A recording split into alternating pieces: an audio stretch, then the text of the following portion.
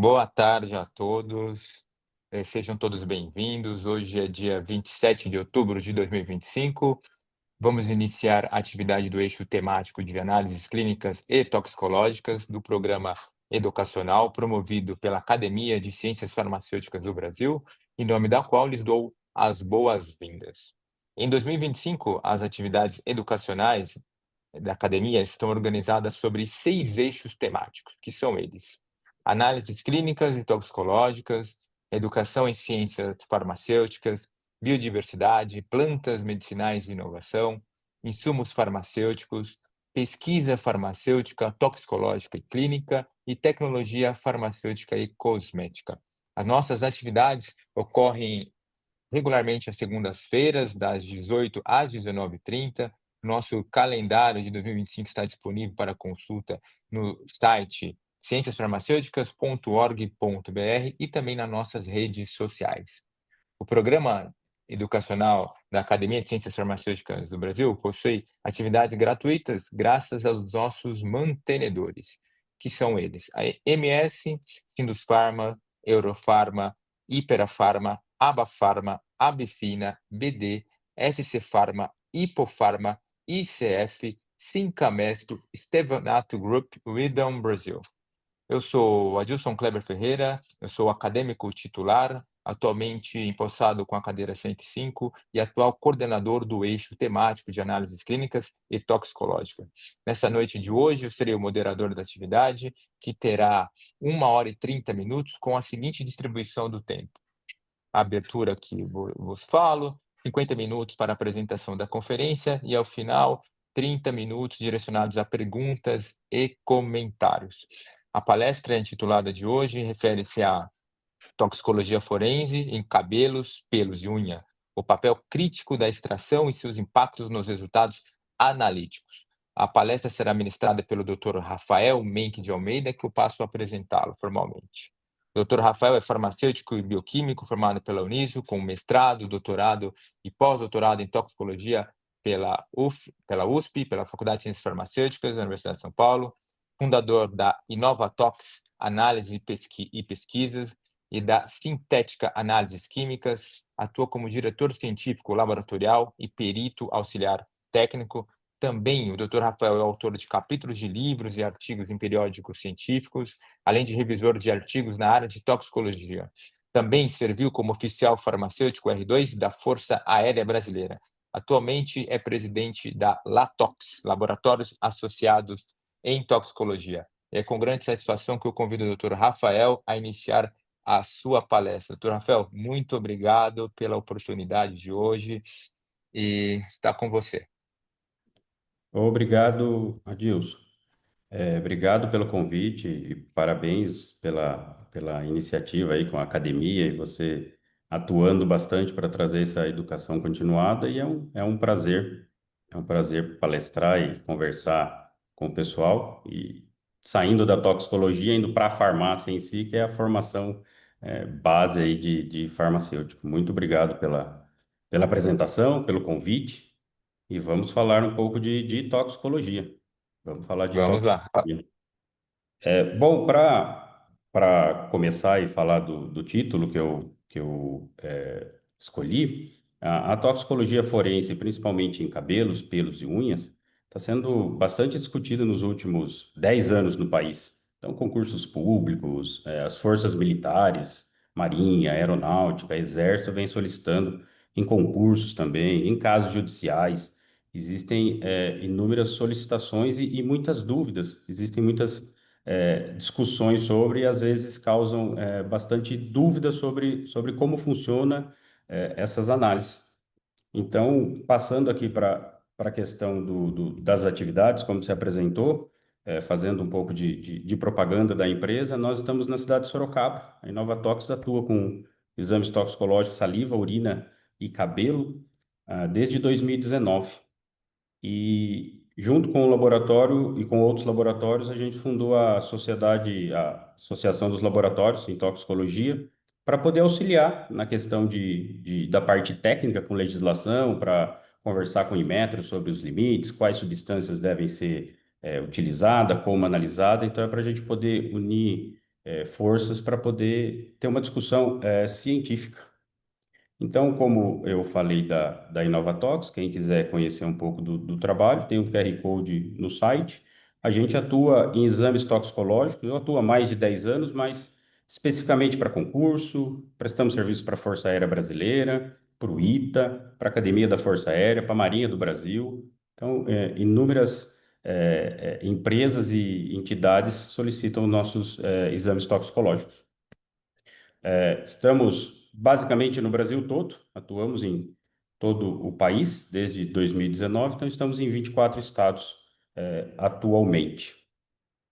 Bom, entrando na questão, do assunto, eu vou dividir para podermos definir certinho toxicologia forense, a função de cabelos e pelos, as unhas e, por fim, o papel crítico. O que que a extração ou a recuperação impacta nos resultados. Então, dando alguns passos atrás, quando surge a toxicologia forense? Às vezes o pessoal acha bastante interessante o nome forense, mas existe algumas não confusões, mas dúvidas. Então, eu sempre comento com o pessoal que a gente tem que entender qual é o objetivo da análise para a gente definir se isso é forense ou não. Então, no Brasil, a legislação, o perito forense é o perito ou análise forense é aquilo que é feito para lei, para auxiliar como prova. Então, um delegado solicita para um perito num pré-processo ali saber se aquilo é uma droga ou se não é uma droga, quando faz apreensão de drogas, para saber se a análise, se aquela droga realmente é droga e o delegado poder aplicar a lei, ele precisa ter um laudo de um perito atestando que aquilo se trata de uma substância ilícita e se aplica a lei. Então, caso tenha essa função de auxiliar a justiça ou pré-justiça, digamos assim, que é uma polícia judiciária, aí então a gente chama de toxicologia forense. Essa história que é onde surge a toxicologia forense, que o Matteo Orfila, era um caso, aproveitando e contando o caso, era um caso 1840, que uma pessoa faleceu e a suspeita era que a esposa tinha o envenenado. E aí, apesar de realizarem 4 análises lá, e as análises deram todas negativas, o juiz solicitou outros especialistas. E dentre esses especialistas estava Mateu Orfila, que é um espanhol que foi radicado para a França. E diz a história que ele realizou essa análise para avaliar arsênio no corpo do cadáver, nas amostras, obviamente, no fórum. Durante a audiência, ele realizou essa análise. E ele conseguiu comprovar que tinha altas concentrações de arsênio, e disso o juiz condenou a esposa do senhor à prisão perpétua. Então, dessa maneira, se batizou e surgiu a toxicologia forense, e Matteo Orfila foi intitulado o pai da toxicologia forense. Então, quando a gente vai para as análises toxicológicas, de motorista, de concurso público, para saber se numa discussão judicial sobre guarda de filhos, se a pessoa está sob efeito, usa alguma substância ou não, se for uma análise que não tem ainda um processo, se for uma checagem, digamos, familiar, não se trata de uma toxicologia forense, se trata de um exame. Assim como laboratórios de genética realizam testes de paternidade, simplesmente por dúvidas, quero testar algumas pessoas, isso não é uma genética forense. Isso é um exame qualquer, digamos assim, para qualquer aplicação. Então, às vezes existe essa discussão e as pessoas comentam: poxa, mas esse exame toxicológico de drogas em cabelo pode ser contestado na justiça. Sim, pode, como qualquer outra prestação de serviço, como alguém que arruma o teu carro, alguém que faz uma análise de hemograma, alguém que faz um exame no seu animal, PET, que é a área que o Adilson Kleber trabalha. Então, todo o exame, toda a prestação de serviço pode ser contestada dentro de um ambiente jurídico. Então, não é porque se pode contestar que aquilo é forense. Então, dessa maneira, a gente consegue entender que um exame toxicológico para carteira de motorista, para renovar a carteira, para obter carteira de motorista, não é um exame forense. Ele é um exame do qual, se ele der positivo, ele não tem nenhum crime, não é imputado nenhum crime. Ele vai sofrer as sanções administrativas, mas não há um crime nesse caso. Então, passamos para a questão das amostras biológicas, das matrizes. Então, eu começo com pelo. Essa imagem é bastante didática e interessante, que traz toda a anatomia do cabelo, para a gente poder entender lá na frente a dificuldade. Então, nós temos a questão da incorporação de drogas na matriz cabelo, ela acontece, eu não sei se é possível ver o meu mouse aqui, mas ela acontece através da base, da raiz, onde tem circulação sanguínea, onde tem fluxo sanguíneo. Então, a substância que o indivíduo entra em contato, ou ele usa porque ele quis, ou alguém o intoxicou, botou em alguma bebida, alguma comida, de alguma maneira entrou dentro do organismo. Essa substância vai ser absorvida pelo sistema gastrointestinal, distribuída pela corrente sanguínea, pelo fluxo sanguíneo, e dessa maneira ela será incorporada na medula do cabelo, então na parte interna do cabelo. À medida que o cabelo vai crescendo, o cabelo cresce em média numa taxa de 1 centímetro por mês, então por essa razão temos janelas, 2 centímetros equivale aproximadamente a 60 dias. Então, basicamente, é dessa maneira que incorpora. Existem outras maneiras que se discutem, que é através do suor, mas aí não estamos falando de uma incorporação na medula do cabelo.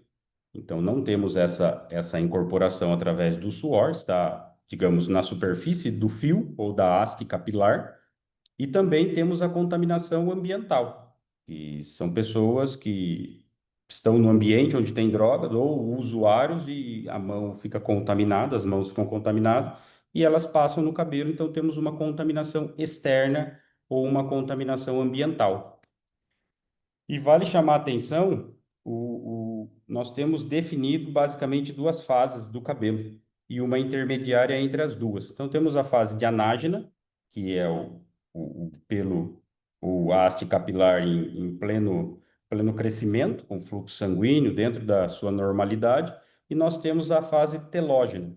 A telógena é quando o fio já não tem mais fluxo sanguíneo, mas ele ainda está lá, então, o cabelo que cai espontaneamente é essa fase que ele não tem mais fluxo sanguíneo e começa a formação de um novo bulbo para ter um novo fio. E entre essas duas fases, nós temos a fase catágena, que essa fase seria a intermediária. Então, quando ele para com todo vigor e começa a caminhar para a morte, digamos assim, essa etapa se chama catágena. Aqui é uma foto mais específica com zoom para mostrar especificamente como se dá a incorporação. Então, essas bolinhas amarelas estão representando as drogas sendo incorporada internamente dentro do fio, da haste. E aqui é uma ilustração, entrando já na questão de homogeneidade de amostra. Então, é possível ver essa parte mais clara, à esquerda, e a parte mais escura. A parte mais escura é quando o indivíduo está utilizando as drogas, ou a substância. Então, perceba que essa parte mais escura já está contaminando a outra parte mais clara, ou a parte mais clara está contaminando a mais escura, depende de que lado se olha, mas é só para mostrar que não há como você ter um corte. A partir daqui, do dia X, a pessoa parou de usar, ou a pessoa começou a utilizar. Como o cabelo tem alguns fios que estão numa fase que tem incorporação e outros fios que não têm incorporação porque não tem fluxo sanguíneo, essa distribuição não fica homogênea. Não terá a concentração de drogas ou a droga em todos os fios. Isso aí não é heterogêneo. Então, depende do crescimento do cabelo e em que fase o fio está. E é impossível se determinar cada amostra coletada do indivíduo e que fase estão os cabelos ou os fios. Aqui é uma imagem interessante de um artigo científico propondo uma microanálise aí entrando na questão até de diluição de amostra dentro da própria matriz, aqui a gente tem onde tem esses picos, esses riscos no meio da imagem, na parte de cima da imagem, lá em cima a gente tem 2 em 2 centímetros. Então, temos uma segmentação de 2 em 2 centímetros.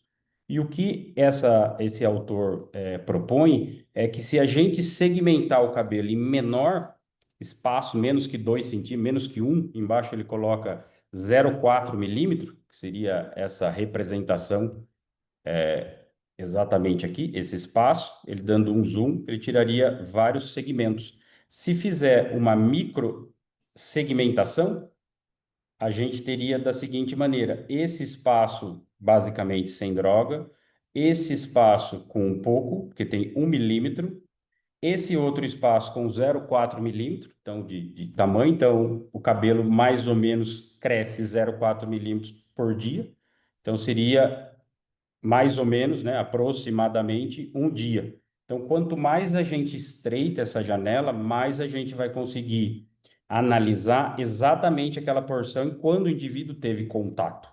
Então, esta imagem auxilia mais ainda a gente visualizar a base dessa imagem em dias, de 1 a 48, e a gente tem esses picos aqui de aumento, de crescimento da dose no cabelo. Então, para trás, a gente não tem nada. Aqui a gente começa a ter, e o ápice é aqui em 24 dias, por exemplo. E depois, no 36º, começa a cair a concentração, e para cá também o indivíduo não utilizou. Então, fica claro que o período do uso se dá nesse espaço de tempo. E o que acontece numa interpretação de uma análise, quando você tem uma distribuição que é um uso, como podia classificar, não é nem recreacional, mas um uso esporádico de alguma substância, ou até de uma intoxicação, alguma coisa assim, todo esse resto que não tem drogas, tipo do 12 para trás, ou do 13 para trás, e do 36 para frente, ou do 36, pode ser do 30 por aqui, toda essa parte, vamos chamar de branca, vai auxiliar para diluir essa porção que tem droga. Então, se toda essa porção tem 10 miligramas de cabelo, e esse espaço onde tem droga temos 3 miligramas, então a gente tem uma diluição ali que 30% só do material está contaminado, digamos assim, contém droga no seu interior. Isso pode levar a uma diluição e o resultado final está abaixo do valor que se esperava, porque o resto da matriz da qual a pessoa não teve uso, não fez o uso, está diluindo a que tem uso, que teve uso. Então, dessa maneira, o seu resultado pode ser interpretado para baixo ou, obviamente que é o resultado, mas não ilustra exatamente o período em que a pessoa utilizou, por causa da questão da heterogeneidade da matriz do cabelo. A gente vai voltar a falar mais do cabelo, mas é só para a gente poder passar pelas matrizes. E aí, esquecemos um pouco de cabelo para a gente falar da unha. Então, como eu disse, o cabelo 1 centímetro por mês, temos uma janela, em média, 1 centímetro por mês a cada 1 centímetro de cabelo, que vale a 30 dias. O pelo, a cada 1 centímetro, ficou definido até por guias do Inmetro, 90 dias. Então, 0,3 centímetros de pelo equivale a um mês.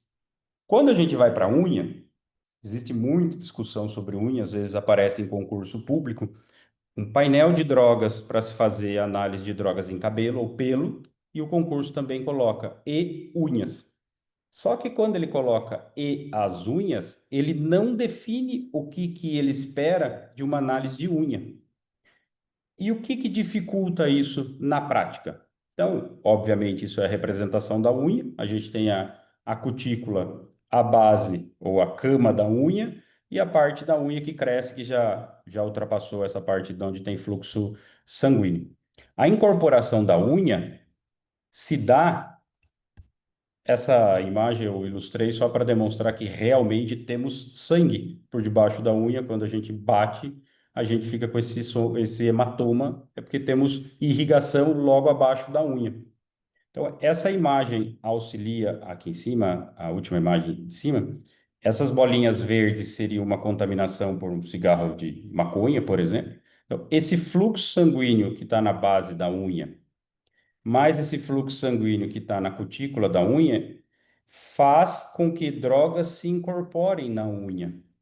Então, analisando do ponto de vista de janela de detecção, nós temos drogas sendo incorporadas no nascimento da unha, ou seja, na formação da unha, fazendo um paralelo com o cabelo. Então, ali no bulbo capilar temos fluxo e só ali o cabelo vai ser, o cabelo vai incorporar substâncias. E temos também na unha da mesma maneira. Só que a unha tem um desafio maior, que temos uma incorporação de drogas durante todo o crescimento da unha.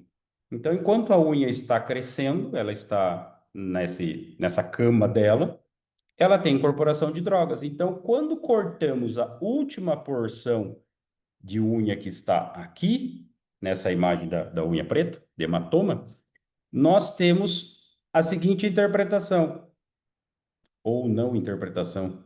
Não dá para garantir se a droga que a pessoa utilizou, a janela é relativa exatamente a essa porção nos últimos 20 dias e a unha cresceu, ou esse uso se deu aqui na base da unha, na cutícula, a unha cresceu e caminhou com essa substância. Em média, desde o nascimento, do surgimento da unha, quando alguém arranca uma unha, digamos assim, extrai uma unha, até ela chegar ao final aqui da cama da unha, nós temos, em média, 180 dias. Então, pode ser que essa droga que está sendo analisada nessa ponta da unha seja uma janela de detecção de 180 dias, como pode ser de um uso mais recente, de um mês, que incorporou através dessa parte do fluxo sanguíneo.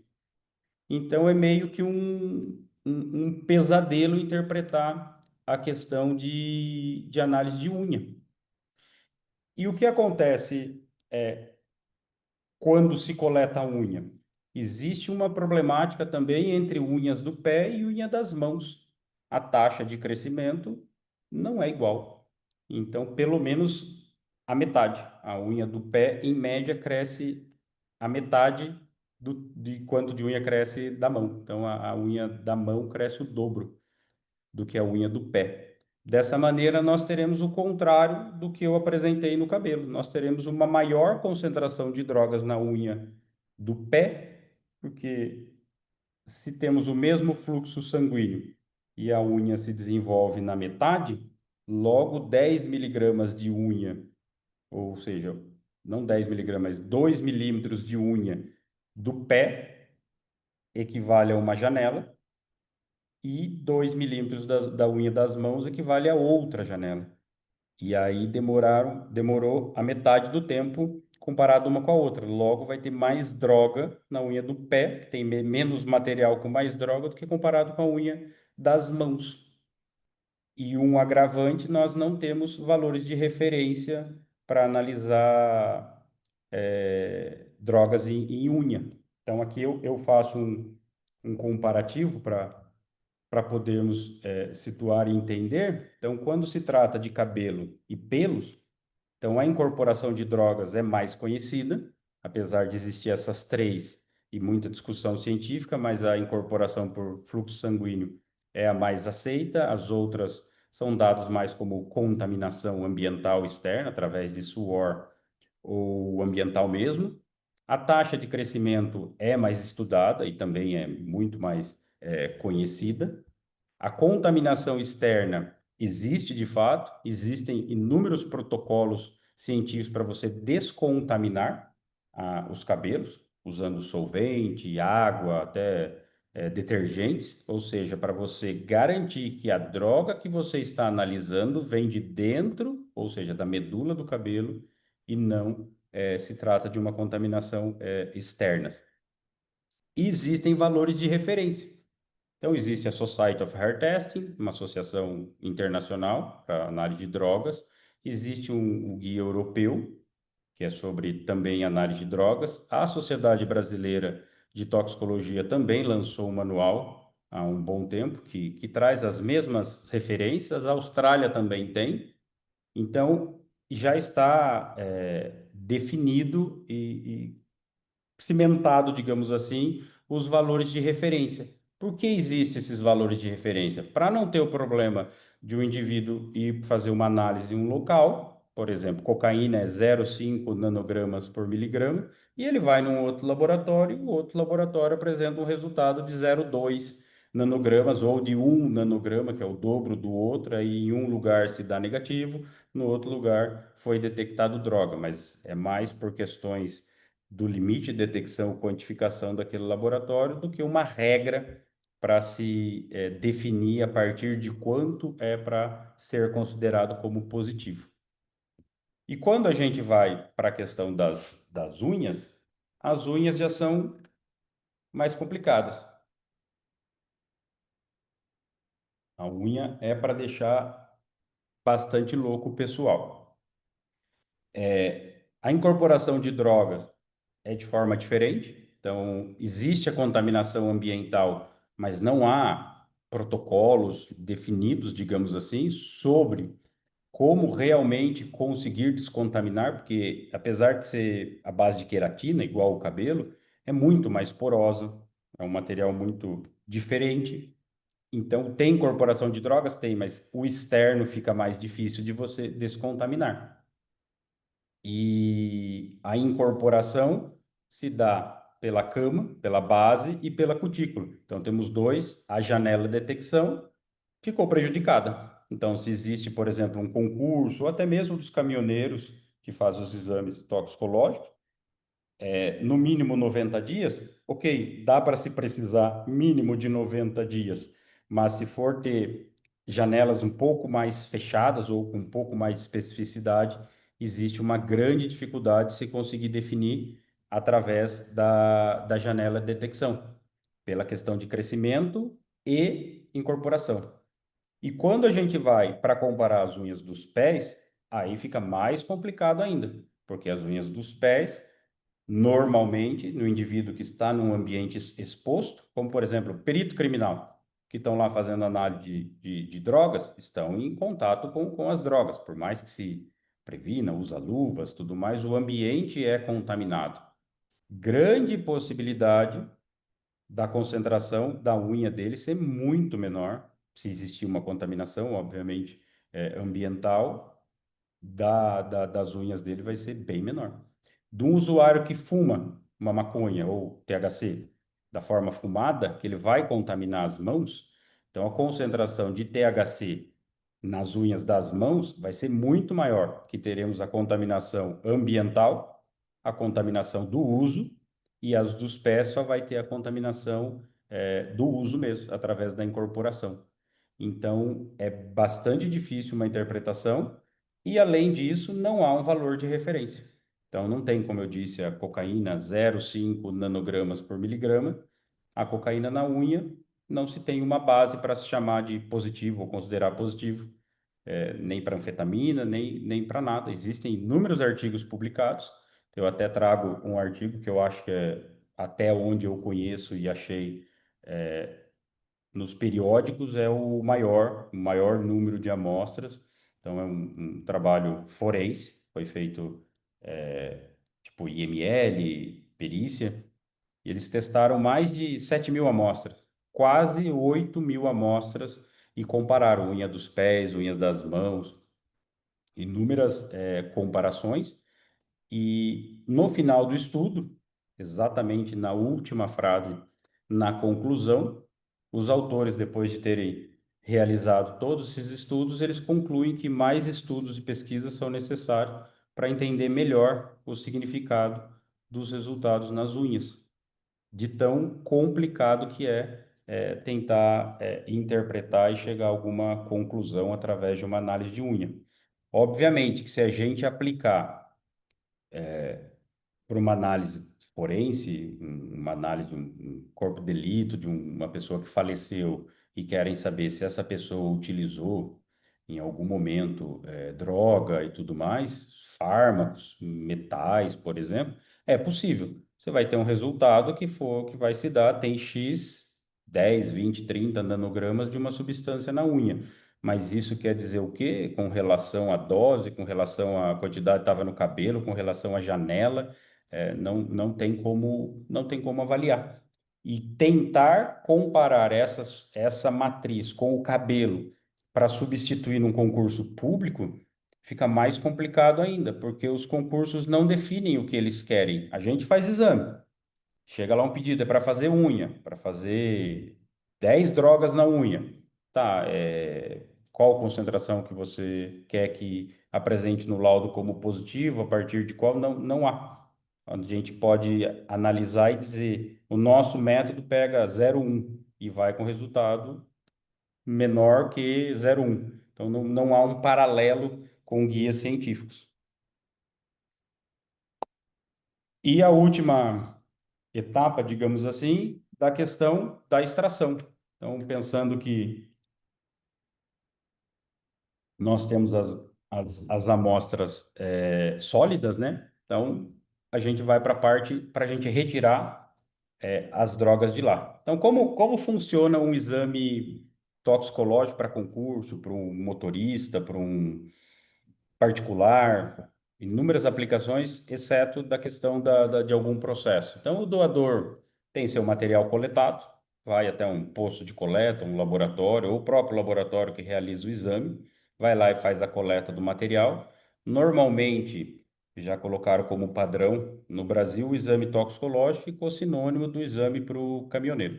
Então, é padrão se coletar duas amostras, não é obrigatório do ponto de vista, tirando o Senatran, o Denatran, o concurso público que exija, ou Forças Armadas. Se for um exame particular, não tem necessidade, ou seja, se você, obviamente, acordar com o cliente, não tem necessidade de uma coleta de contraprova. É um exame comum. Ninguém faz um exame de hemograma e coleta 2 tubos para depois, se tiver alguma dúvida, fazer o segundo exame. Então, pode-se coletar uma. Então, quando tem alguma regra, a gente tem que seguir as regras. Para os caminhoneiros, se coleta envelope A, envelope B, porque a regra ou a resolução determina. Mas é por esta razão, não é para todo mundo. O laboratório recebe essa amostra, falando do exame do motorista ou de concurso público, lá na coleta se tem testemunha, digital, assinatura de coletor, todo mundo que participa ali da coleta é cadastrado, registrado no envelope, nos formulários de custódia. No laboratório, quando se recebe essa amostra, essas amostras são conferidas se estão dentro da norma, ou seja, se segue alguma resolução, se tem que ter digital, assinatura, rúbrica, lacre, daquele violável, mas que deixa vestígio, ou inviolável, como o pessoal diz. Por se tratar de uma amostra sólida, nós temos que fazer a licotagem dessa amostra. Precisamos realizar a pesagem dessa amostra. Então, os laboratórios usam 5 miligramas, 10 miligramas, 50, 100 miligramas de cabelo. E a gente vai para o processo de extração, que é exatamente esse que a gente seguirá a discutir. Num processo de pesagem depois para extração, nós temos a injeção no equipamento. Eu até saiu errado, LS-MS-MS, é LC-MS-MS. Então, isso é analisado no LC-MS-MS, mas pode ser também cromatografia gasosa, pode ser imunoensaio. Existem diferentes técnicas de detecção. E por último, temos o laudo que é enviado para o cliente, digamos assim, para o motorista ou para o concurso. Então, o foco para a gente discutir é exatamente essa etapa, a etapa da extração, que é a etapa de retirar a droga de dentro de uma matriz sólida e o que isso acarreta. Então, para a gente poder situar, eu coloquei uma definição para muitos que trabalham com isso ou têm alguma atuação na área científica, é a gente definir o que vem a ser um método científico. E é bastante, digamos que básico, mas difícil muitas vezes de se cumprir. Então, o que que é uma metodologia científica? É você ter dados, obviamente sistemático, investigar chegou a uma conclusão, se aquilo é válido ou se não é, testa inúmeras vezes, existem protocolos, se aquilo é válido, aquilo é verdade, dentro, obviamente, da ciência. Então, essa imagem ilustra bastante, a gente tem uma observação, que a gente tem um problema, a gente cria algumas hipóteses. No caso da extração, vou usar solvente, vou usar enzima para eu poder abrir a matriz, para eu poder ter acesso à substância, solvente que vai entrar dentro da medula e extrair, vou usar temperatura, vou usar ácido. Existem inúmeras hipóteses. Depois que a gente formula as hipóteses, a gente vai para os experimentos. Caso os experimentos apresentem resultados satisfatórios, então temos uma conclusão, que o método utilizando X miligramas de amostra, a tanto tempo de extração, a X temperatura, com ácido, dentro de um limite de detecção X, gera um resultado tal.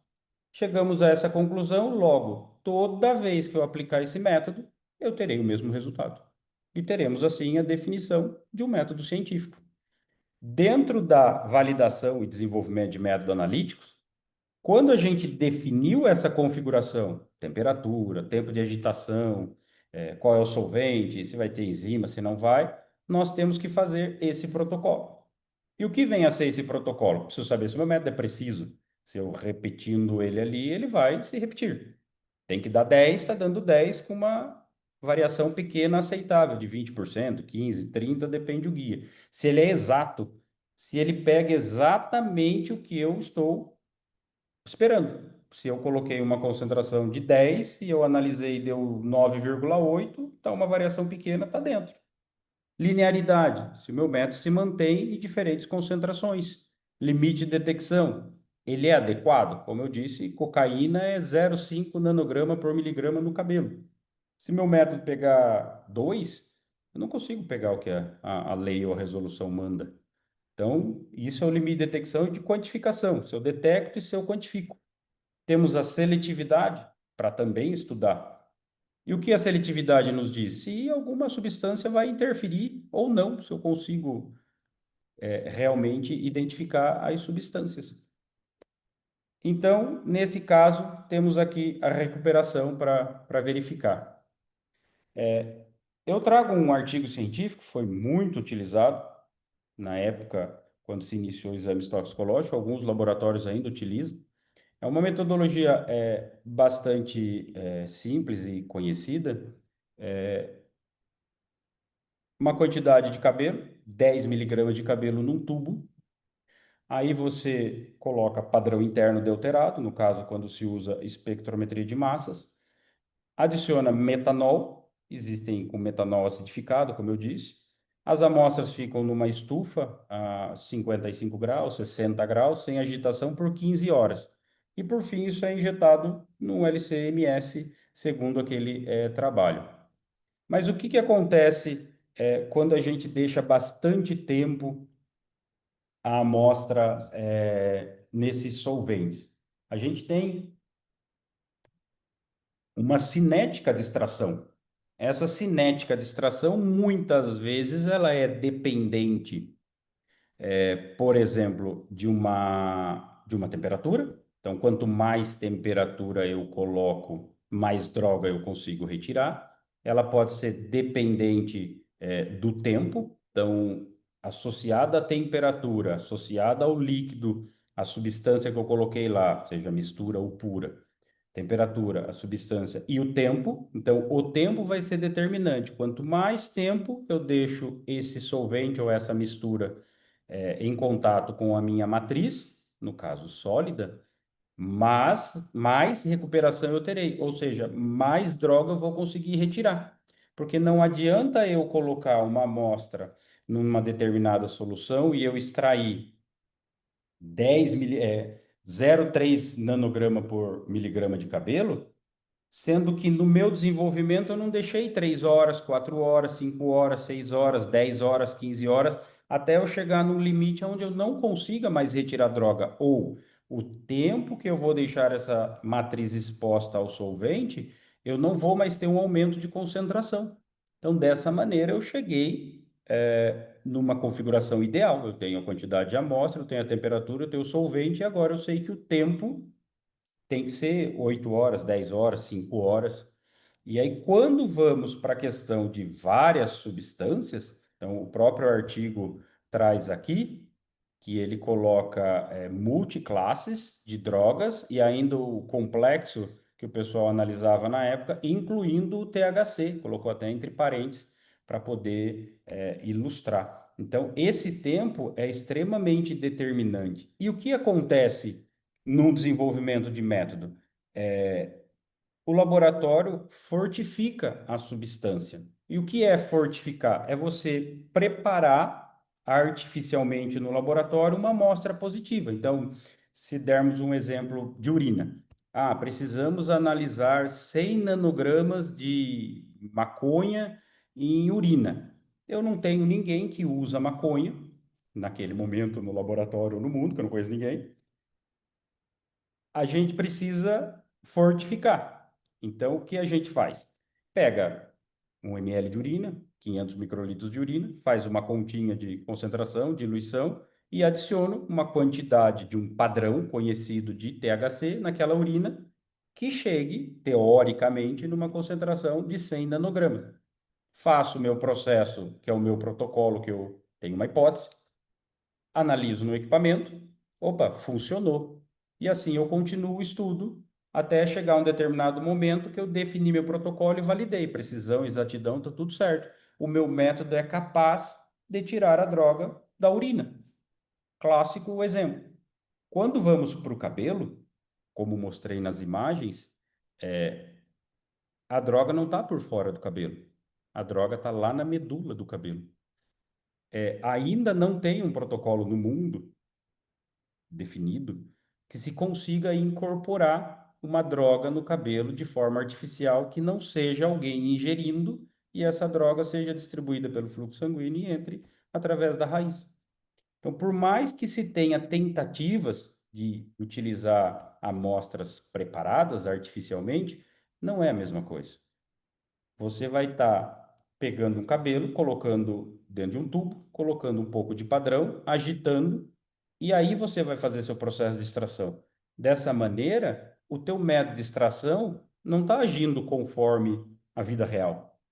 Ele está sendo capaz de extrair droga de uma matriz da qual você preparou artificialmente.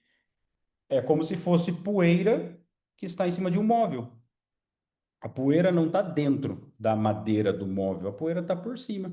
Então, qualquer passadinha de pano, você vai retirar essa poeira. Então, a, a capacidade do teu método de retirar droga de dentro do cabelo só vai ser demonstrada num desafio real. E aí que vem o grande problema. Se eu não sei quanto tem de droga numa matriz de um usuário, como é que eu vou saber se meu método retirou tudo? Porque no laboratório pode dar 0,3, no outro laboratório pode dar 1, no outro laboratório pode dar 0,01. Por que que existe essa diferença na mesma amostra? Porque o método de extração, que é um dos principais dentro de uma análise toxicológica, principalmente, o método de extração não foi tão efetivo. E quando vamos para um mundo que tem 10 substâncias, 20 substâncias para ser retirado numa mesma metodologia, não tem como dar conta de tudo. Eu brinco, pessoal, que é uma mãe que tem 15 filhos, 12 filhos. Não vai dar atenção para todos como se tivesse um. Não é dedicado. Então, vai agradar um pouco um, o outro gosta mais de atenção, mas tem que dar atenção para todos. Então, nunca vai ser 100%. Não é dedicado. Então, começa a ser um desafio maior ainda. Então, se não for estudada a fundo toda a parte de recuperação, a retirada da droga, os resultados não vão ser comparáveis, não vão ser efetivos. Eu tenho alguns exemplos, por exemplo, de cocaína. Eu não fiz das 15 horas, como propõe o paper, mas eu fiz, na época, vários experimentos para a gente avaliar realmente a eficiência da extração da droga de dentro do cabelo. Então, por exemplo, cada barra do gráfico é um momento de análise. Então, temos a zero, o cabelo foi colocado metanol, deixado ali poucos segundos, agitado, e uma alíquota foi retirada para analisar. depois ele foi deixar descansando lá por mais 1 hora, temperatura, 2 horas, e aí eu coloquei 15 horas para saber se isso ia mudar. E comparei com um método que a gente tem no laboratório, que a gente desenvolveu e a gente aplica nas nossas amostras, que a gente consegue fazer uma análise, uma extração de 4 minutos, e a gente conseguiu se cercar e fazendo um procedimento de mais de 50 substâncias numa única extração.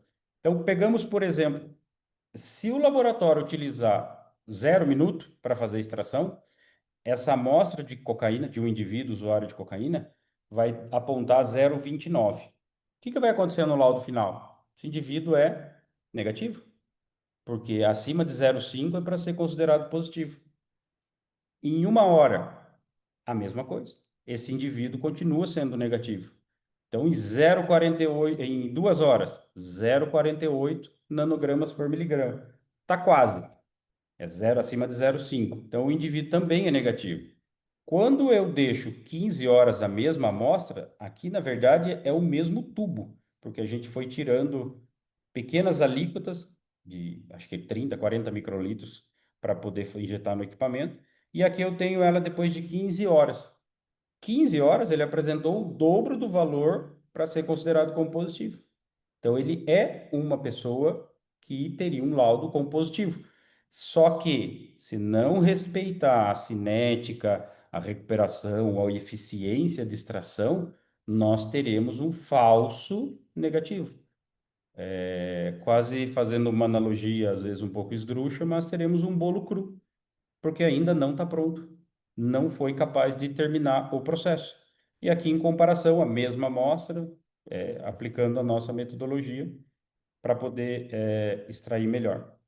Aqui um outro exemplo. Agora eu coloquei várias substâncias, anfetamina, codeína, anfepramona, o êxtase, MDMA e o THC. O THC é diferente de valor de corte, que o THC é 0,05 nanograma por miligrama. Os outros são tudo 0,2. Então, essa linha está em 0,2 para poder ilustrar. Temos aqui para anfepramona em 0,015, 1 hora 0,19, 0,35 já em 2 horas, porém 0,60 e aqui 0,72. Então, na época a gente fez equivale a mais ou menos o processo de 15 horas que chega num platô que não tem mais diferença de concentração, é nisso que a gente se baseou na época.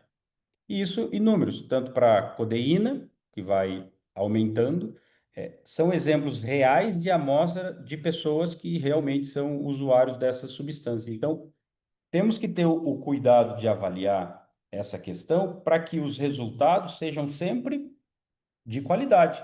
Temos que ter a concentração de quanto realmente tem dentro do cabelo. Aqui eu trago os dados para vocês dos exames toxicológicos realizados no Brasil desde o início. E é um motivo de orgulho para a gente. Nós entramos no mercado basicamente em 2020, finalzinho de 2020, mas basicamente 21, após termos todas as licenças. E isso aqui é só estatística de CNH. Existem os exames de CLT. Mas desde a entrada da Inovatox, os indicadores que a gente chama de qualidade, sempre nos levou, e isso para cima, obviamente, indicando que a capacidade analítica está superior, e isso que nos leva a conseguir prestar serviço para entidades como Força Aérea Brasileira, como Marinha do Brasil. Então, são entidades que estão ali em cima para que nada, digamos assim, passe, todas as amostras sejam como tem que ser. Então, esse é um indicador do governo federal, que são dados que todo mundo coloca lá sobre os resultados. E por último, para concluir, o que é o apelo, agora não como dono de empresa, mas como cientista farmacêutico, é que as avaliações nos desenvolvimentos de método analítico,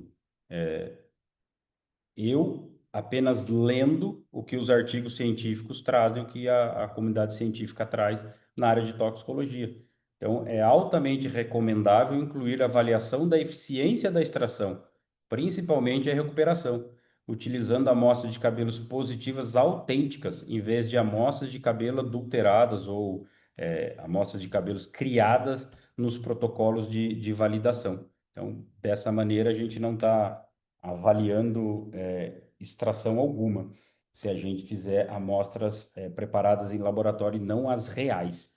A aplicação de procedimentos de extração inadequado pode resultar de eficiências analíticas desiguais entre os laboratórios. Então, se um laboratório utiliza uma metodologia que não é tão eficiente e o outro laboratório mais eficiente, os resultados, obviamente, não irão se conversar. Então, isso é particularmente crítico se a concentração verdadeira da droga em uma amostra de cabelo estiver próxima do critério de decisão, baseado no ponto de corte para a positividade, de uma amostra de cabelo, ou no caso de pelo também. Então, essa é a conclusão da aplicação e da visão que a gente tem desde o início, e como cientista, como diretor científico do laboratório, de que a gente tem que testar sempre as amostras positivas para a gente ter um desafio sempre maior. E é isso. Muito obrigado aí pelo convite novamente. Obrigado pela paciência, por ouvir um assunto bastante específico da área. Venho trabalhando, esforçando ao máximo para cada vez a gente evoluir e ficar melhor nesse ambiente que a gente trabalha. Obrigado mesmo. Obrigado, o Kleber. Obrigado, Rafael. Excelente, viu? Muito bom o conteúdo. A gente tem uma série de perguntas aqui. E, bom, vamos começar, né? Em nome da academia, eu agradeço a sua participação. E excelente, muito esclarecedor. A primeira pergunta é do Henry. Boa tarde. Uma pessoa se corta o cabelo, é possível extrair, se ela tem o cabelo raspado, é possível extrair de outra parte do corpo para fazer as análises? Pelos. Pelos, né? De uma forma geral, né? De forma geral, os pelos. Tá. Então, essa daqui.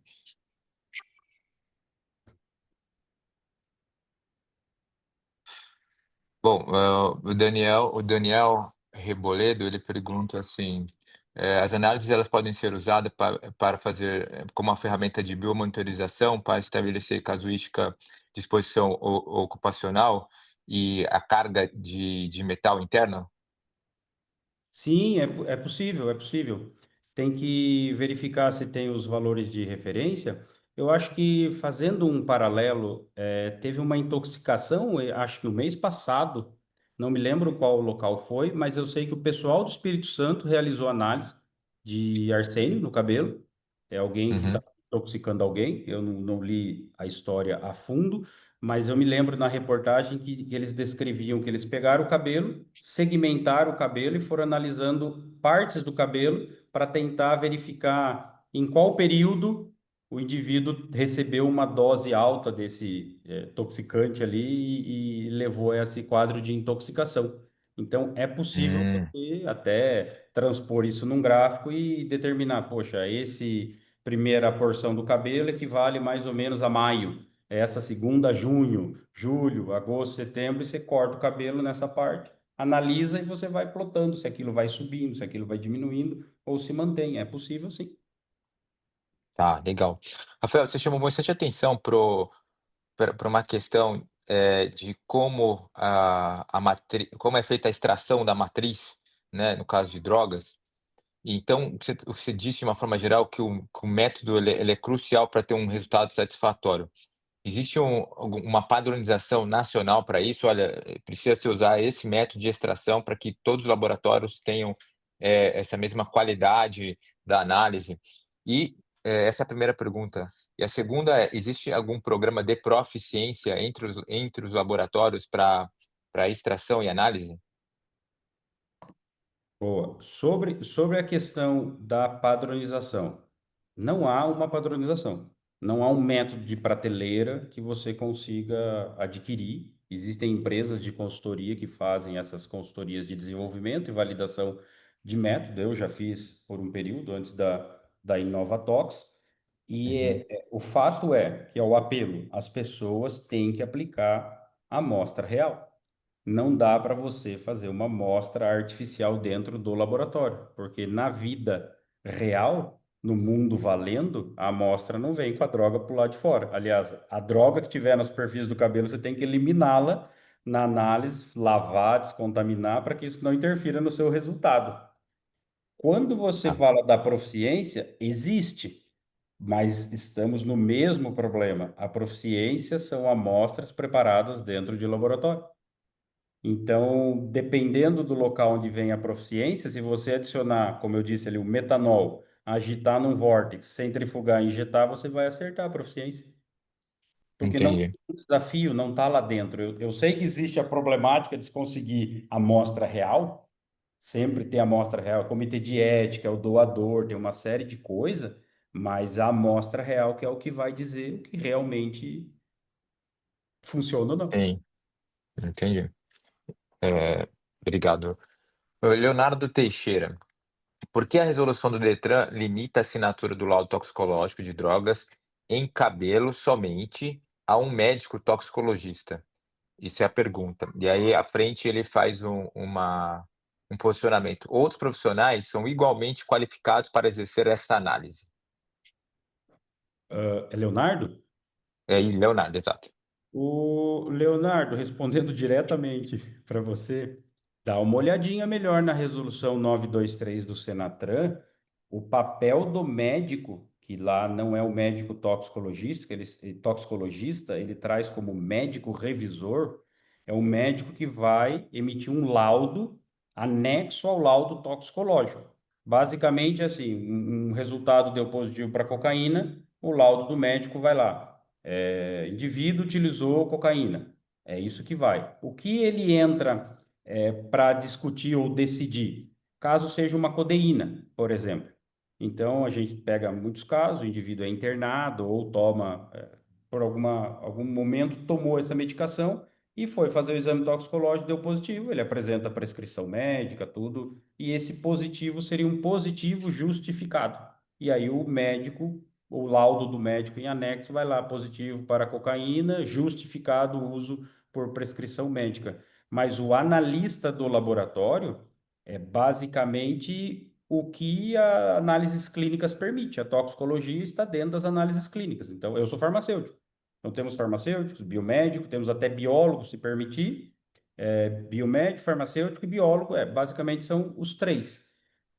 Para você ser Uhum, signatário do Inmetro, como um responsável pela análise ou responsável pelo laboratório, ou realmente quem assina o laudo como signatário, na auditoria do Inmetro, o auditor irá te avaliar com inúmeras perguntas e verificar se realmente você tem capacidade técnica quando você vai discutir um caso ou uma interpretação, e aí ele o torna signatário, ele deixa você como signatário. Então, lá no laboratório, na Inovatox, nós temos três signatários. Estou eu, tá a Juliana e tá um outro Leonardo também. Então, nós três somos signatários, cada um, não é cada um com a formação, mas eu sou farmacêutico e os dois são biólogos. legal, Fel, bacana. Ah, Valdir Miranda, ele faz a seguinte pergunta: qual a vantagem de usar cabelo em relação à análise de sangue ou urina na detecção de substâncias tóxicas? Cabelo, sangue e urina. Cabe é, isso, é. Se tem alguma vantagem em relação ao outro. Vamos decrescente. A vantagem ou desvantagem é saber o que realmente se espera de resposta. No caso de uma intoxicação, tivemos agora, infelizmente, um monte de intoxicação por metanol.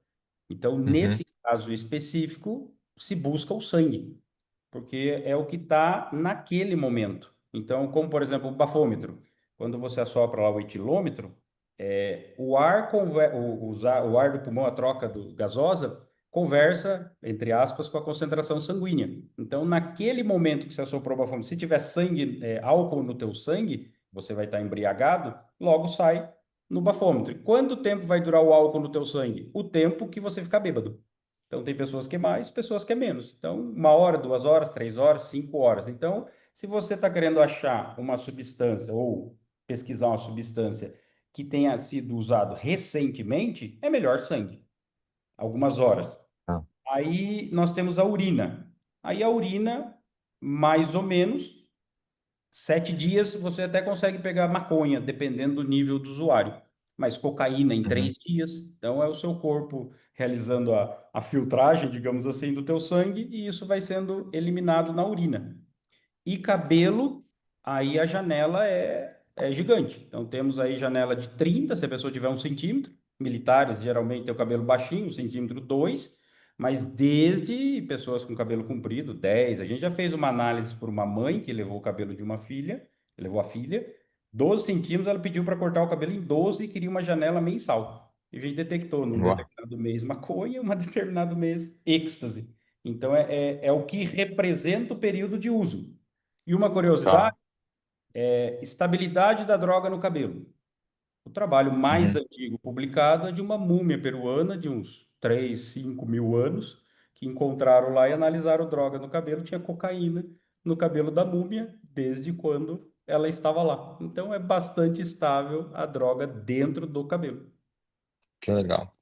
Falando nessa questão de toxicocinética, né, que seria o termo mais, Sim, apropriado para a parte de toxicologia, o uso de esteroide anabolizante em atletas, muitos campeonatos fora do país, né, a usada, por exemplo, a gente usa isso em especial os atletas do UFC. Existe um período que eles usam anabolizante e ficam sem utilizar e não são detectados na maioria dos testes, ou isso é meio que impossível de acontecer? Existe algo que é, eles são utilizados que mascara o teste? aí a gente vai acusar as pessoas. Mas Uhum. assim, os fisiculturistas, o Dino, Ramon Dino acabou de ganhar o Mister Uhum. Olímpia, né? É daquele Sim, Mister tamanho Olympia. e ele vai sempre dizer, todos vão dizer que não usam substâncias, mas é quase que humanamente impossível atingir um tamanho daquele. Eu Uhum, acredito que nesse tipo de evento, dependendo do evento, não esse específico, não deva ter doping até, porque não vai fazer muito sentido. Mas em campeonatos onde tem a WADA, eu não sei se o Mister Olímpia está na WADA, mas onde tem a WADA, o judô, uhum, karatê e tudo mais, então tem um controle. Então, se o atleta faz uso, existe a lista das substâncias que pode ser utilizada fora de competição e dentro de competição. Então, sei lá, algum medicamento anti-inflamatório, tá tudo bem. Então, existem atletas que são pegos com substâncias mascarantes? Claro que existe atleta que são pegos. Então, por exemplo, o Romário, na época, foi pego com finasterida. E o finasterida é uma substância utilizada para mascarar o uso de testosterona. E na época até tá, brincou, ele estava perdendo cabelo, e aí, na verdade, era para crescer cabelo e não era para mascarar o uso de testosterona. Mas existe. Então, não só o esteroide, mas, por exemplo, outras coisas são doping. Quando fala do motorista, em tese o motorista vai utilizar uma substância para poder ter uma melhor performance no trânsito, digamos assim. O motorista não uhum, usa cocaína para ir para balada. Se ele usa cocaína e é pego é para poder, sei lá, dirigir mais tempo, o objetivo dele. Então, quando a gente vai para um esporte de classificação, categoria com peso, a gente tem, por exemplo, os diuréticos, uma furosemida. O indivíduo que é baixar de 70 para a categoria, sei lá, de 68, 67, 65, ele usa um diurético, perde líquido, diminui o peso na balança e ele entra em outra categoria. Então, isso também é investigado e também é doping. Então, tá, não é uma lista gigante, mas sempre urina, poucas substâncias em sangue, não usa cabelo, nem pelo. Obviamente, qual é o objetivo do atleta? Se o objetivo é X, ele vai usar tal substância. Se não, ele vai usar outra substância. Não é geral para todo mundo. Nem todo mundo vai usar cocaína. O jogador de xadrez não vai usar cocaína. Não vai ser ok. compatível com a competição dele. Legal. O Glauco César faz uma pergunta técnica. Qual a sua experiência de utilização de LTD-MS e análise toxicológica de cabelo? Como você lida com quantidade de falsos positivos em LSMS que você tem observado na sua rotina? É, no caso, ele está falando LDTD. Ele colocou como LDTD, exatamente, LDTD-MS. O LDTD, a gente é mais acostumado, é mais popular, o HPLC, cromatógrafo líquido, acoplado a um detector de espectrometria de massa. No caso, um triplo quadrupolo, são três quadrupolos. Começou no país, há um tempo atrás, essa tecnologia de LDTD. Essa tecnologia de LDTD nada mais é que você retira o HPLC e você coloca um laser, coloca umas placas e o laser atinge a sua amostra pós-preparada, tudo aquilo que eu falei, e essa amostra, esse laser carrega a tua amostra para dentro do detector e acontece a análise. O que que é a propaganda, digamos assim, e o que que se vende com isso? Análise muito rápida. Cada tiro do laser, alguns segundos, você tem, sei lá, 10.000, 15.000, 8.000 amostras diária nesse equipamento. Só que qual é o grande problema? O grande problema é a velocidade, ou seja, o hardware dos espectrômetros de massa para conseguir fazer uma análise tão bem feita. Quando você põe um HPLC, você tem uma injeção de uma amostra dentro de um sistema, onde tem uma separação minimamente, uma purificação, digamos assim, uma separação da substância, e chega no teu detector um pouco mais, digamos, limpa.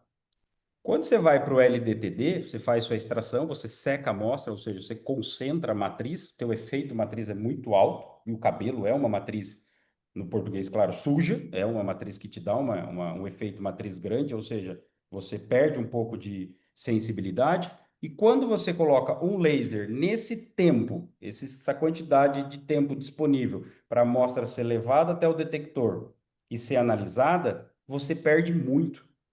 Você perde em sensibilidade, você pode ganhar em velocidade numa série de coisas, mas a quantidade de amostra, tanto falso negativo quanto falso positivo, é bastante grande. E isso dá um retrabalho, porque se ela deu um falso negativo, digamos assim, mas na primeira análise dada negativo, você libera como negativo. E na verdade ela não era. Foi um falso negativo por questões de matriz, de velocidade de detecção, do laser. Quando ela dá um falso positivo, em tese, ela só te dá mais trabalho, porque se você tem 20% das suas amostras dando positiva no LDTD, você vai ter que colocar para confirmar 20%. Se você faz 1.000 análises por dia, 200 amostras vai ter o retrabalho de preparar, extrair, fazer e injetar em outra técnica. Daí seria um HPLC massas para poder fazer o confirmatório. Então, o LDTD veio, na época a gente discutiu bastante, eu fui um dos críticos também, porque assim, não existe um trabalho científico no mundo publicado utilizando essa tecnologia em laboratórios de rotina. Existe uma tese de doutorado na Carolina do Norte, na RTI, que só dinheiro do Ministério Público, do Ministério da Justiça americano, e a conclusão era parecida com essa que eu trouxe das unhas. Mais trabalhos precisam ser feitos, precisam descobrir o porquê do aparecimento de picos fantasmas, picos do espectrômetro de massa fantasma, para poder ser colocado em rotina. Então, alguns laboratórios compraram, eles colocaram, é bastante cara a técnica, não tive experiência em utilizar, porque não me permitiram na época, mas, assim, eu vejo a reclamação do pessoal muito falso positivo, muito trabalho, muito falso negativo, os resultados ficam abaixo do esperado. Legal. O Ranael fez algumas perguntas aqui, eu selecionei, algumas, porque tem ao longo são perguntas um pouco parecidas umas com as outras. O médico revisor pode contestar o resultado do toxicologista? Nunca vi, até porque a base do trabalho do médico revisor é o resultado toxicológico. Quando a gente faz uma análise no laboratório, então, por protocolo, por Senatran, por protocolo mundial, a gente faz uma triagem. No caso, a gente usa o espectrômetro de massas para triar. Se a amostra cocaína, por exemplo, deu acima de 0,5 ou igual a 0,5, essa amostra vai para confirmar. Então, ela retorna o processo, uma nova alíquota pesada, descontaminada, extraída, injetada no método específico para agora, para a gente olhar cocaína e seus metabólitos ou produtos de biotransformação, ou verificar a relação, principalmente da benzoilquigonina, que é 95% da cocaína biotransformada em benzoilquigonina. Então, tem uma série de análises e o espectrômetro de massas, obviamente, olhando a molécula, os fragmentos da molécula, e nisso a gente tem um laudo. Agora, se o médico revisor não acreditar nisso tudo, aí ele tem que dar uma sugestão do porquê é que ele está duvidando disso tudo, só se é um erro sistemático no laboratório que só ele está vendo e mais ninguém está vendo. Eu nunca vi, mas acredito que se possa ter, não uma contestação, mas uma discussão técnica sobre os achados. Ah, legal. Hanael Wesley, as regiões corporais com maior irrigação de água e suor, como o tórax e axila, pode interferir na metabolização e detecção das drogas nos pelos? Pode, mas os trabalhos trazem, ele falou tórax, axila, né? Tórax e axila. Os trabalhos trazem que pelos pubianos e pelos axilares pode ter um aumento da concentração, principalmente para codeína, morfina, os opiáceos em geral. Esse é o que os trabalhos trazem. Então, não sei se por questões de suor, obviamente, a gente não fez um trabalho controlado para diferentes matrizes, ou se realmente a incorporação nessa região por irrigação, ter maior irrigação, seja o determinante. Mas os trabalhos científicos trazem basicamente essas duas regiões, pubiana e axilar, com maior concentração. Legal. O doutor Leonardo me fez uma seguinte pergunta. Existem laboratórios que dão resultado muito rápido, 48 horas, para qualquer lugar do país. Isso pode significar que eles não estão seguindo o tempo de extração adequado? Olha, Leonardo, é difícil eu falar o que acontece nos outros laboratórios. Mas, assim, aproveitando o jabá, na Inovatox já fizemos laudo para concurseiro em uma hora e meia. Agora, o problema é um país continental, esse caso específico que eu estou te falando, o indivíduo estava atrasado com o exame, acho que se perdeu na data, ele pegou o voo do Pará, desceu em Campinas e foi até o laboratório, coletou, foi almoçar, sei lá o que ele foi fazer na cidade, retornou, pegou o laudo e foi embora. Mas, como o país é continental, a logística é bastante complicada. Mas, a partir do momento que o exame chega dentro do laboratório, vou dizer pela Inovatox, a partir do momento que o exame chega dentro da Inovatox, 90% das amostras a gente libera em 12 horas. E o restante nas 24, que dá alguma amostra que dá positivo para duas substâncias, aí vai para 2 métodos distintos. Mas assim, em resumo, a gente, 24 horas, 100% das amostras estão liberadas. Mas a gente tem um método que não é dessa cinética de extração. Hoje o nosso procedimento de extração é bem mais rápido, a gente desenvolveu e publicou uma patente, tudo, depositou uma patente para a gente poder trabalhar. Então, desde quando surgiu a Inovatox, a gente utiliza esses métodos mais ágeis e mais específicos e tem trazido resultado. Agora, dos outros, fica difícil de Hum, eu falar. Legal. Pablo Alves Marinho, seguinte questão. Tendo em vista a heterogeneidade do cabelo, pode ocorrer um resultado diferente na contraprova? Neste caso, qual resultado será aceito pelo contra? Exatamente, existe essa possibilidade, por não ser homogêneo, obviamente. Por isso que a indicação sempre é coleta uma amostra, se possível já uma quantidade do mesmo local e possa dividir em dois envelopes. Nós, na Inovatox, utilizamos muito pouca amostra, 10 miligramas, 5 miligramas, dependendo da ocasião. Então, duas porções do mesmo local, ela vai ser representativa. Então, tendo a coleta, o objetivo de coletar duas porções que seja representativo do todo. Mas devido a todas essas informações que eu passei anteriormente, a concentração, obviamente, nunca vai ser exatamente a mesma. Mas isso já está previsto na resolução, tanto no Senatran quanto no Inmetro, falando do toxicológico de motorista, que a contraprova tem que se detectar a droga ou o metabólito que deu na primeira análise. Por experiência do laboratório, até de outros, que às vezes eu sou nomeado a perícia para acompanhar a análise de contraprova, não tive nenhum caso onde deu, sei lá, 5 de cocaína e 0,1 de cocaína. Então, uma amostra que deu 1,9, a outra deu 1,7. Até a amostra, assim, de 8 anos. A amostra tinha sido feita nos Estados Unidos, a contraprova foi feita no Brasil e sempre conversou. A concentração foi sempre menos heterogênea possível. Legal. Uma pergunta da Júlia Martins. Boa noite. O procedimento funciona, acho que ela se refere, sobre extração, igualmente em cabelos descoloridos e tingidos? Ela infere que a coloração pode ter alguma interferência na análise. A coloração em si não vai interferir na análise. O que se traz, por exemplo, quando é análise suspeita, digamos assim, então a pessoa vai prestar um concurso público. Aí chega lá no dia do concurso, ela descoloriu o cabelo. Ela não tinha o cabelo descolorido, ela descoloriu para ir lá. Então, de alguma maneira, você pode, digamos, destruir a integridade do cabelo, você pode lesar o cabelo de alguma maneira e isso possa diminuir a concentração da droga. Mas não existe um procedimento específico para você fazer a extração de cabelo que tenha sido tingido, alguma coisa assim. É mais comum, eu acho, dentro quando tem uma investigação criminal, quando for realmente forense, o indivíduo está lá sendo chamado para fazer uma análise, e isso eu já vi, e o indivíduo aparece com a cabeça raspada.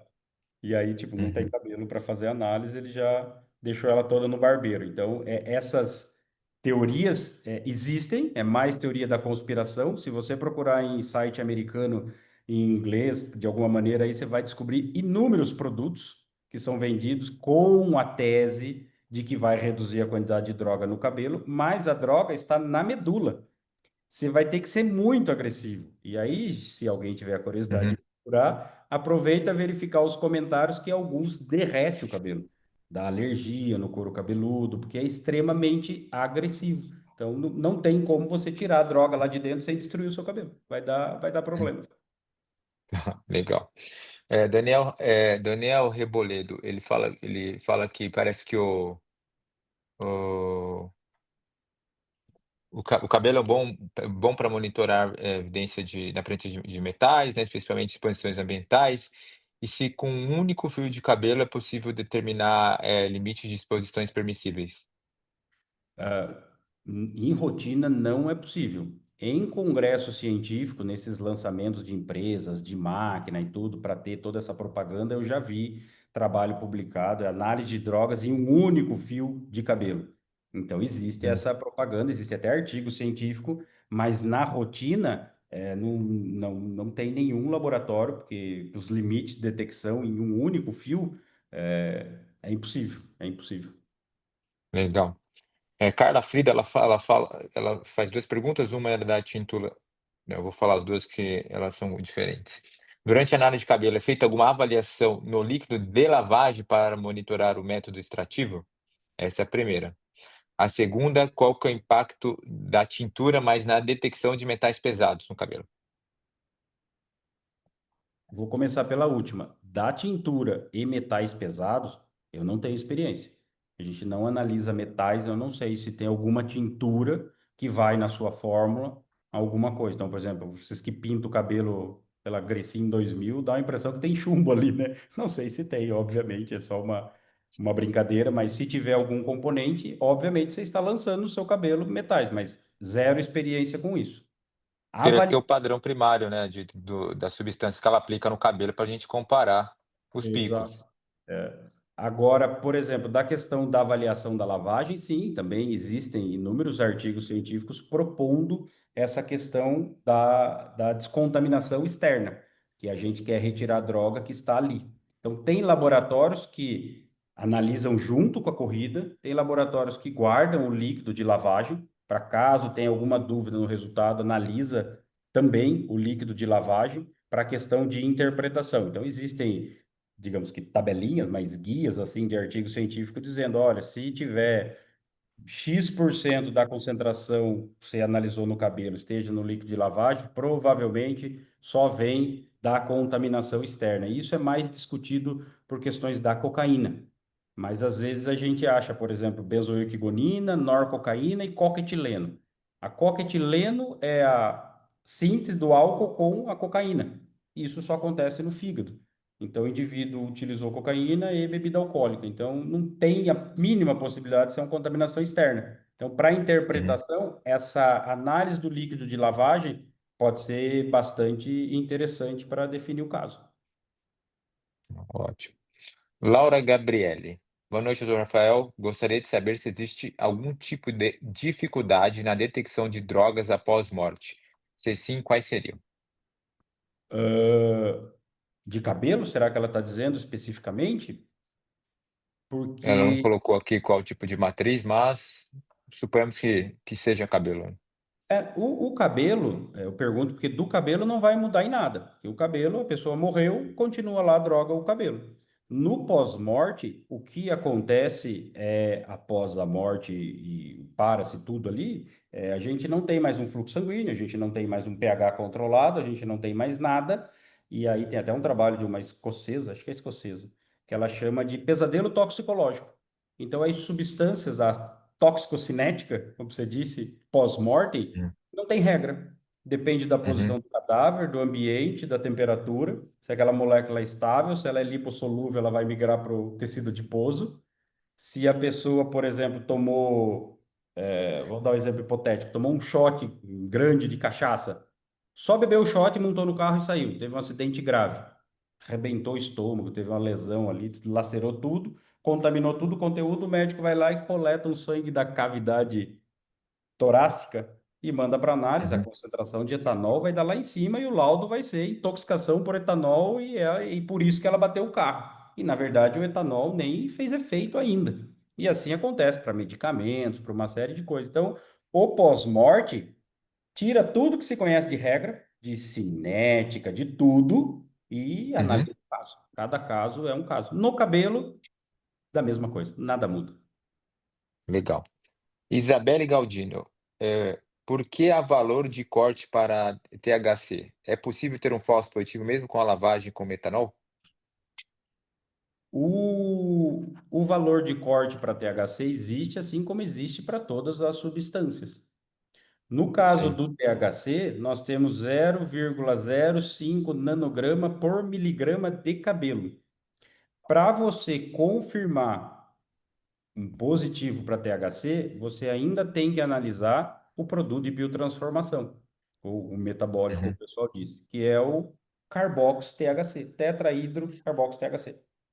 E aí, analisando essa substância, você tem muito mais segurança de dizer que a pessoa utilizou, entrou THC no corpo dessa pessoa, o fígado biotransformou, isso entrou via fluxo sanguíneo na medula capilar, isso incorporou no cabelo ou no pelo, e logo você fez a extração e analisou. E esse é um desafio interessante, porque a concentração do carbox, THC, desse produto de biotransformação, é na casa de picograma. Estamos falando de 0,2 picograma por miligrama de cabelo. Então, esse é um dos desafios que todo mundo fazia por cromatografia gasosa e a gente iniciou lá atrás com uma ideia maluca de colocar tudo no LC-MS e hoje está todo mundo fazendo com o equipamento LC-MS e MS. Então, a saída é a droga e o seu produto de biotransformação. legal. Humberto Zardo apresenta uma questão técnica. Primeiramente, parabéns.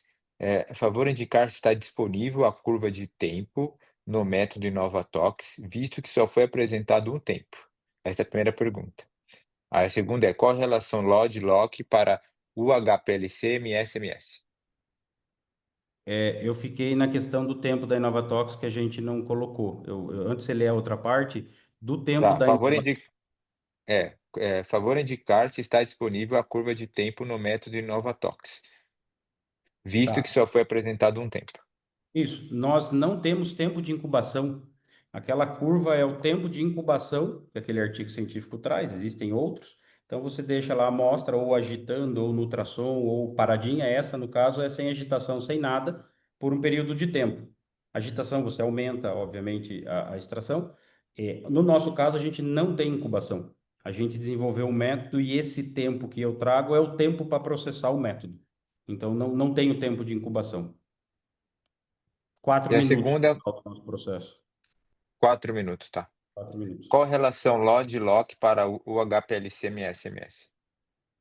Eu não entendo. O que que é LOD? Ah, limite de detecção e limite de Limite de quantificação. execução. Ah, Isso, é.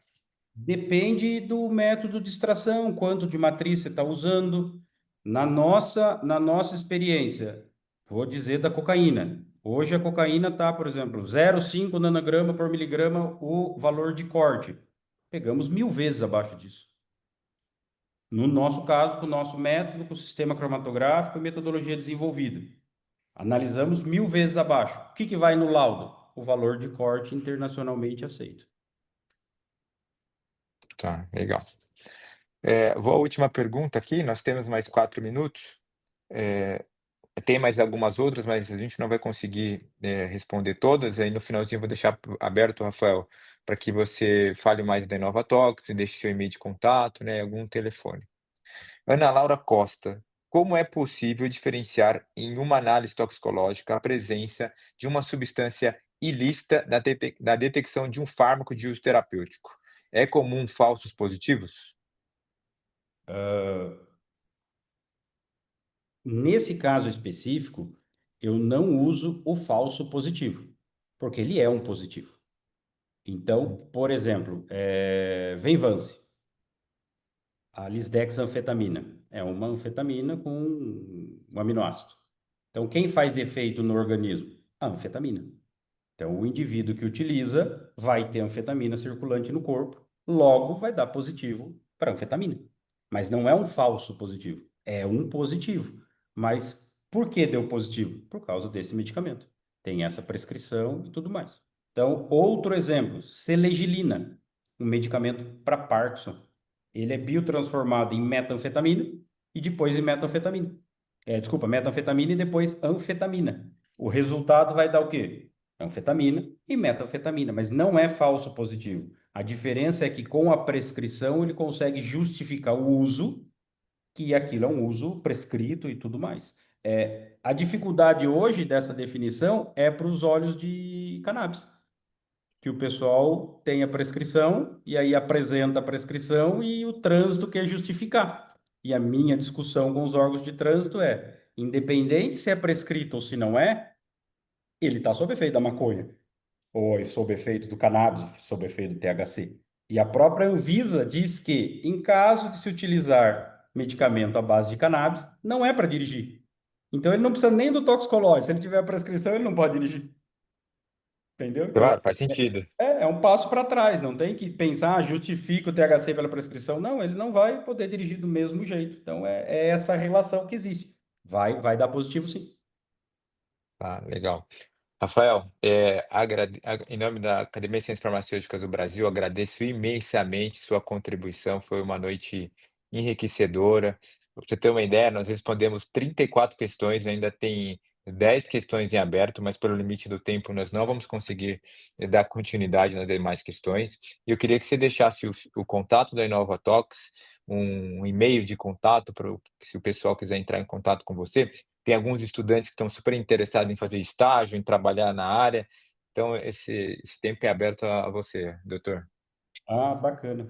Obrigado mesmo pelo convite. Aqui, se deixar, a gente fica mais algumas horas falando de análise de drogas. É um prazer aí fazer essa apresentação, auxiliar, enriquecer de alguma maneira esses projetos de educação continuada.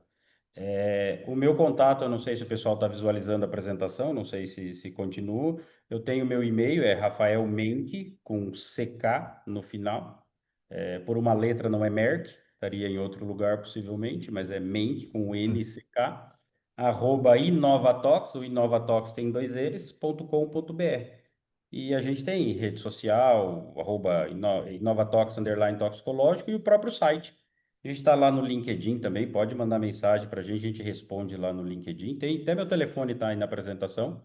A gente está disponível, a gente atende bastante pessoal, atende pessoal da universidade, sempre está lá fazendo visita, temos estágios também, então pode entrar em contato, que a gente está à disposição para auxiliar. Tá bom. Rafael, então agradeço mais uma vez, a todos os participantes. Espero que possamos novamente nos reencontrarmos para uma outra atividade, futuramente. Maravilha, obrigado. Tá bom, obrigado pessoal, uma boa noite a todos, um grande abraço.